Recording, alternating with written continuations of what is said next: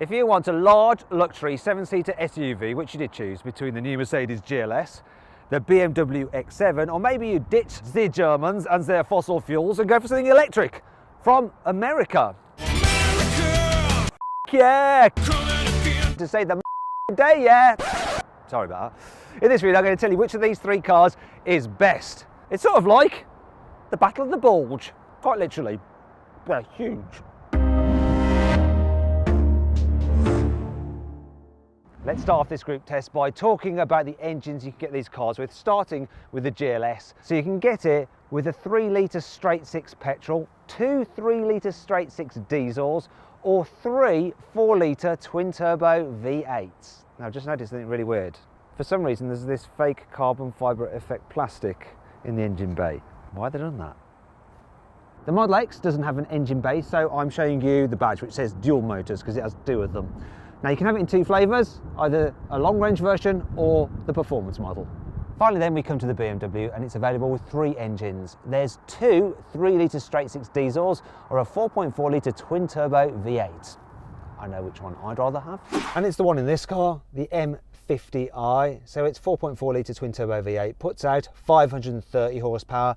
The GLS is actually the 400D, so it's 3-litre straight-six turbo diesel, puts out 330 horsepower. That Tesla Model X is the long-range version, and it produces 470 horsepower from its dual electric motors. Now they all weigh about the same, 2.5 tons there or thereabouts. They all have all-wheel drive, but this BMW has launch control. The other 2 don't.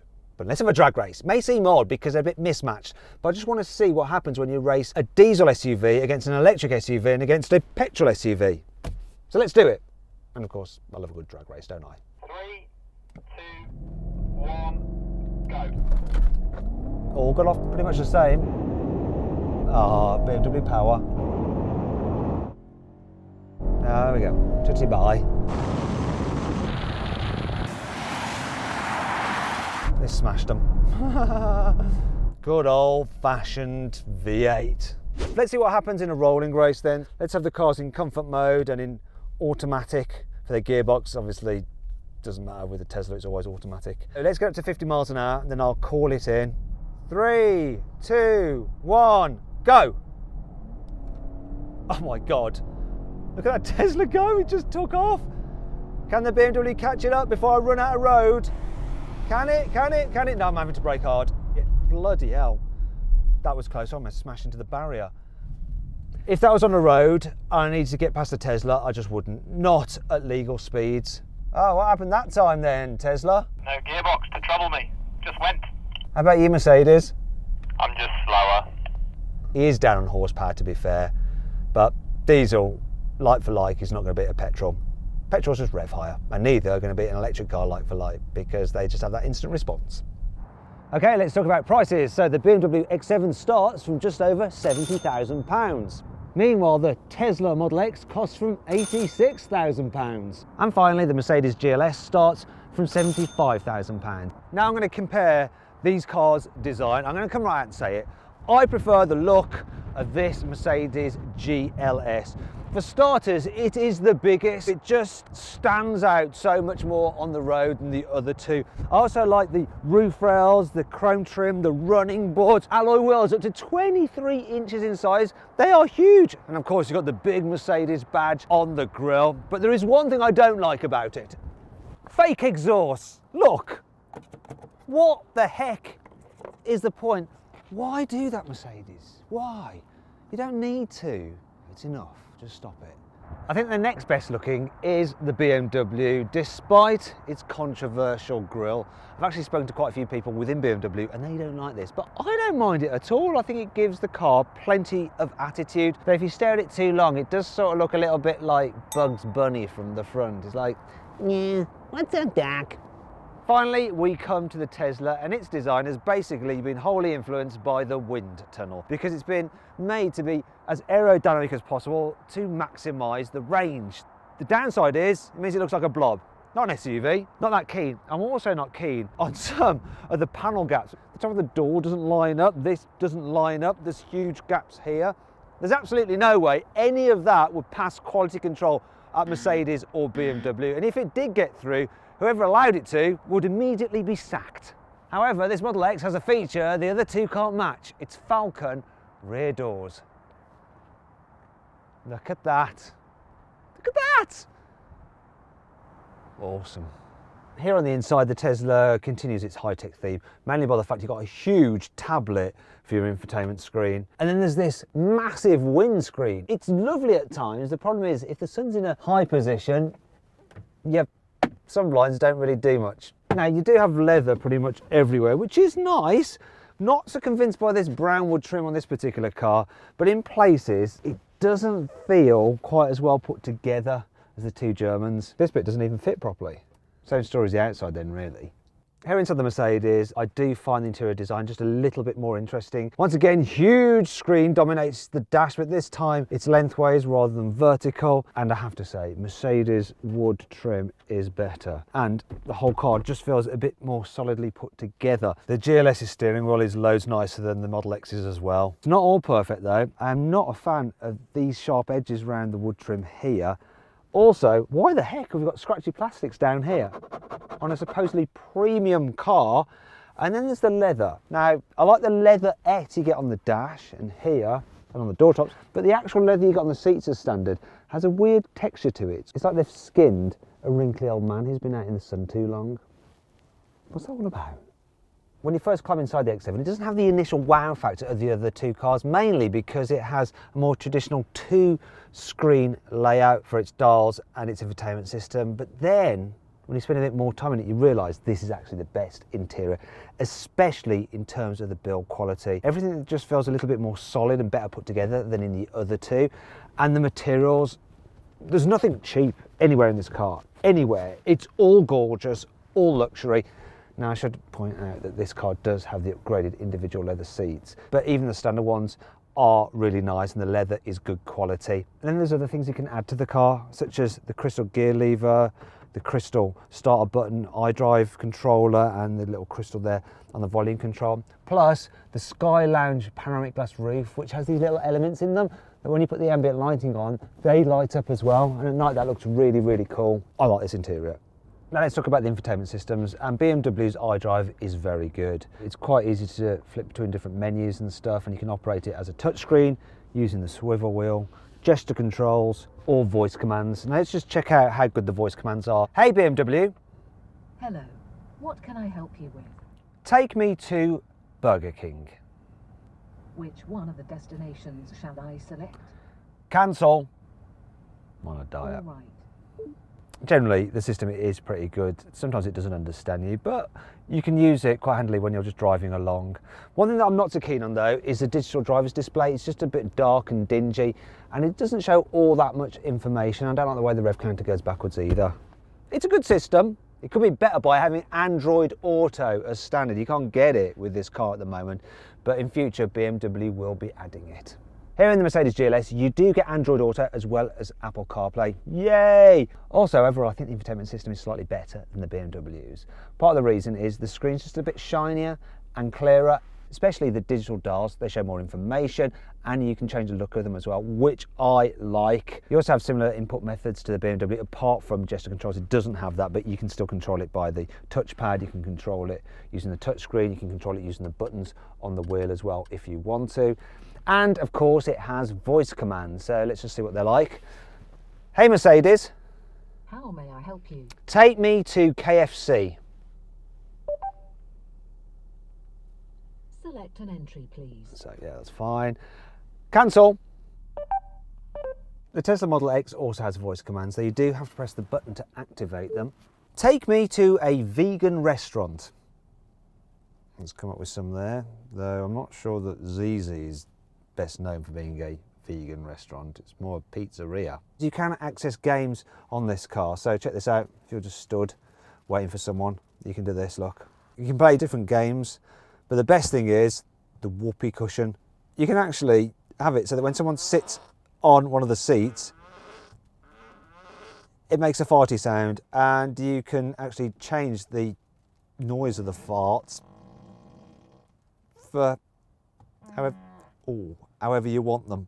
That one was a bit tight.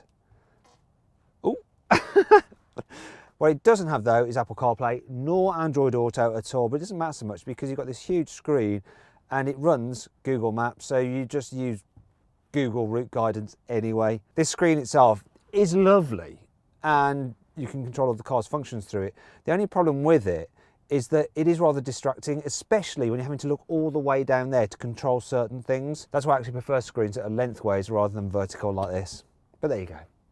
While the Tesla Model X may have good in-car technology, the off-road technology isn't quite so good. Sure, it does have four-wheel drive because there's one motor at the front and one at the back, and you have adjustable air suspension, which allows you to increase the ride height, but even then, the ground clearance is pretty limited.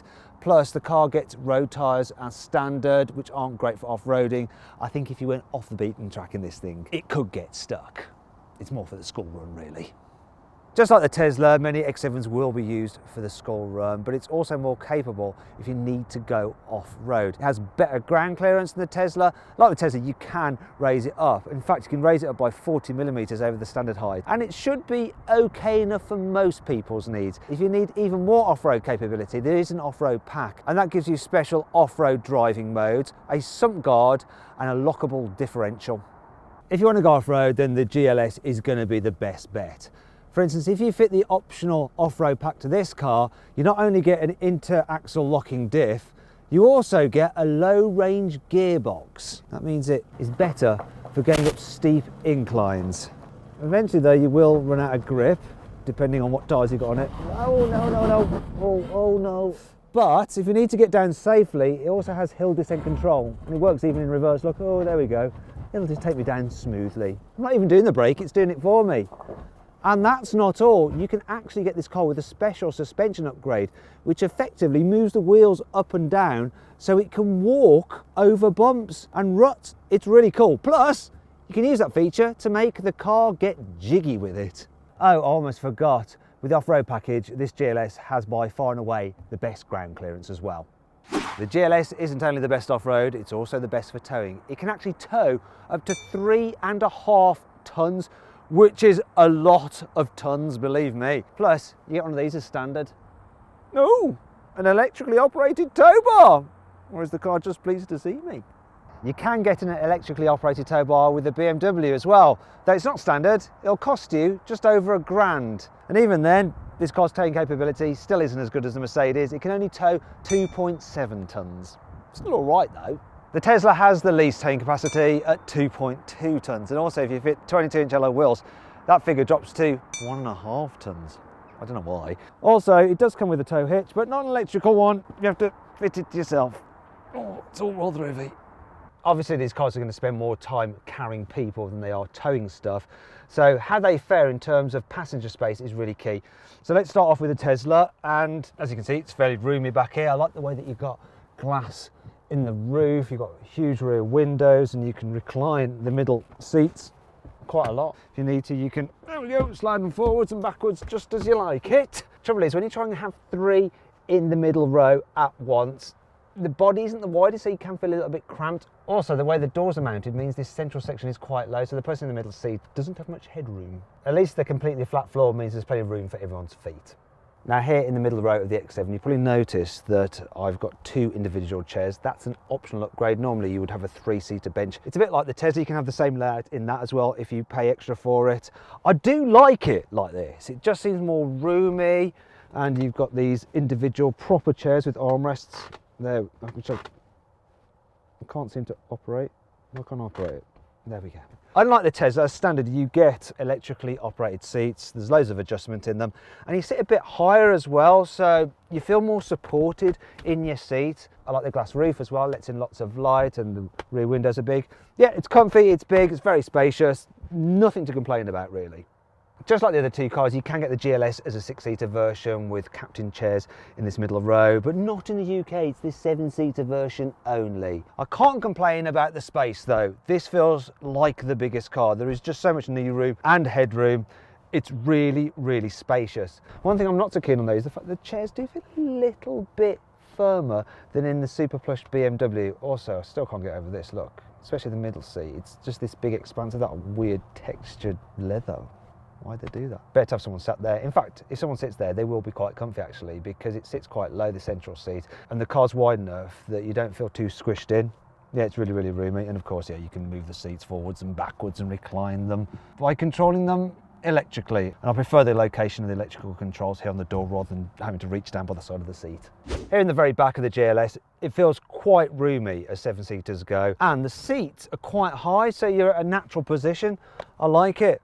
In fact, even with people sat in each row, there's enough room, even for adults in the very back here. My only complaint is the fact that the glass roof doesn't extend all the way to the back. So it can feel a bit dark back here, but it's not too bad. It's a bit quicker getting into the back of the BMW because the backrest is operated manually and then the seat starts to move forward, and in the meantime you can be working your way in. Also with the Mercedes, you have to hold your finger on the button to bring the seat back into place.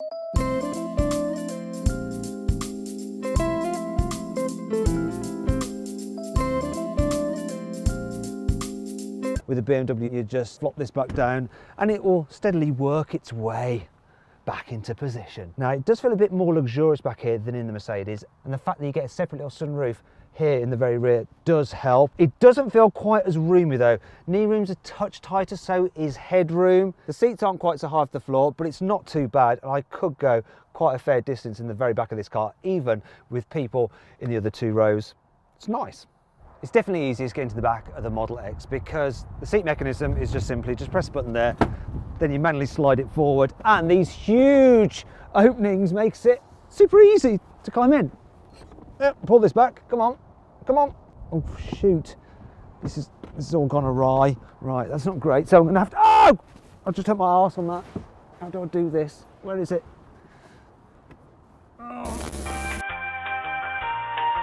Sorry about all that. Now, here in the very back of the Tesla, it feels the most cramped. It's livable even with someone sat in each row. Knee room is okay. The biggest problem is headroom. So you can't sit forward because then you bang your head on this part. If you go over a bump, you're going to end up out banging your head. There isn't much headroom at all. Kids will be okay though, I should point that out, but adults not so much. Another problem is the fact that these seats aren't that high off the ground, whereas in the other cars, when the rearmost seats are actually higher than the others, so you do get a good view out. In this one, you just sit low down and it's all a bit enclosed.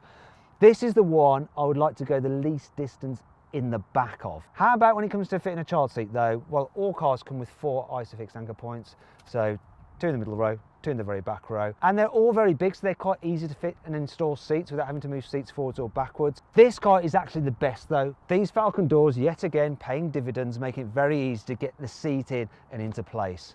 See, they don't only look good, they are very, very practical as well. Another cool feature about the Tesla Model X is the fact that because you haven't got an engine underneath the bonnet, it's some storage space, which I seem to have just cracked. Oh dear. Hopefully no one from Tesla will be watching this video. Obviously in 7-seater mode, the boot space isn't all that big, but you can fit this much in. However, if you fold down the rearmost seats, then you can carry this much in the Tesla Model X. That's not too bad. One of the key features about the X7 is that, look, it gets a split folding tailgate. I really like that. And in 7-seater mode, you can fit this much in, fold down the rearmost seats, then the amount you can fit in is this much. Now the GLS might not have a split folding tailgate or a front boot, but what it does have is the biggest low capacity in 7-seater mode. In fact, you can fit all this stuff into it. With the rear seats folded down, you can fit in pretty much the same as the other cars. However, there is room to just squeeze in a set of golf clubs too. Woohoo! Finally, let's see how these big SUVs compare to drive. Starting with the Mercedes GLS. Now, if you like your SUVs to be big, chunky, feel reassuringly heavy and built like a tank, this is your car. Though that doesn't mean it's difficult to drive, it just feels solid and you get a real good view down on other road users. Needless to say, being a Mercedes, it's very comfy and it's quiet. Now the engine in this car is pretty impressive. It's the one most people go for, it's the diesel. In fact, it's the only one you can get in the UK. So you put your foot down and it pulls hard and it's smooth for a diesel, very smooth and reasonably quiet as well. And it works really nicely with a 9-speed automatic gearbox. Let's check out the economy though. That's what diesels are good for, right? This is only averaging just over 24 miles per gallon, which isn't great. But it could be worse, I suppose, if you had one of the V8s. Definitely would be worse. It sort of does that thing that old school off-roaders do, where it rocks you from side to side over undulations, a bit like a ship on a gentle sea. Now, don't let that confuse into thinking that this car handles really badly. It doesn't. You take it down a twisty road, it's more than up to the job. It's obviously no sports car, but it won't topple over in the bends, unless you're going really crazy.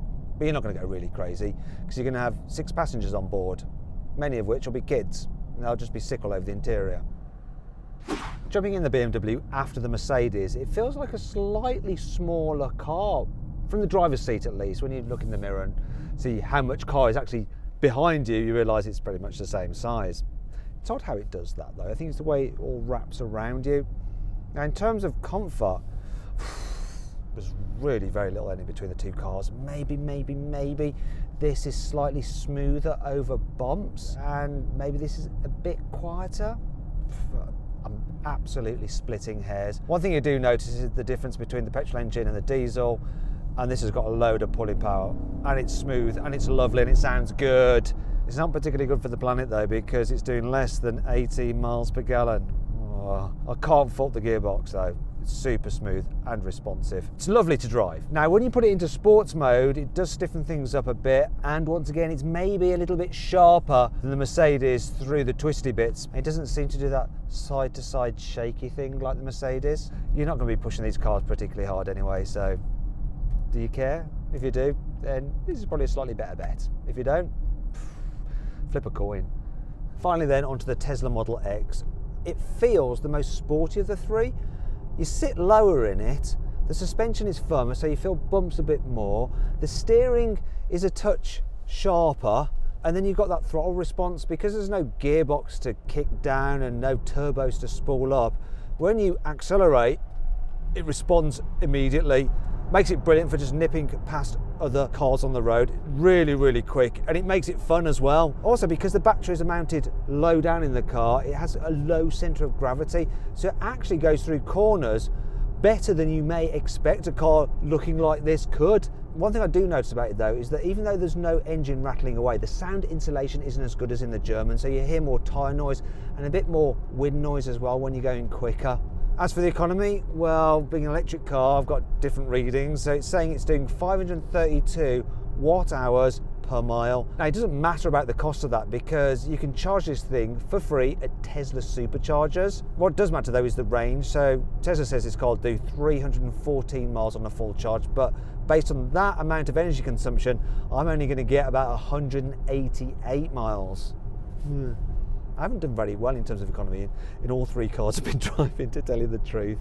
One thing that I really do like about this Tesla though is the automatic cruise control system. They all have them and they're all very good, but the Tesla is just that little bit better. You can really spot when you're in weird conditions, such as going past roadworks or the lines are a bit faded. It just seems a little bit better than those in the other 2 cars. It's not completely infallible though. You can't just switch off, let it do its own thing. You do still need to monitor it. It does definitely help take the strain out of driving long distances. An upgrade worth having.